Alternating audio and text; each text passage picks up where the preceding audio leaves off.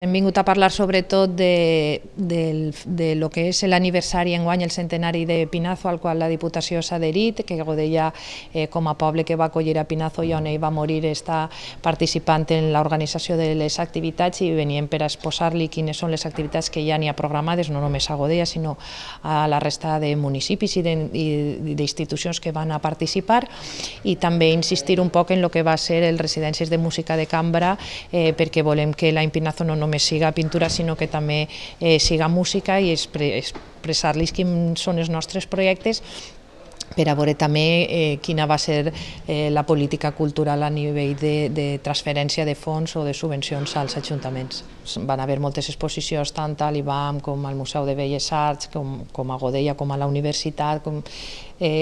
A partir de juny-juliol començarem les activitats, jo crec, i serà el segon semestre del 2016 i el primer del 2017, i fent coincidir la data de la seva mort i el seu centenari, que és al voltant del 18 d'octubre, és quan suposa que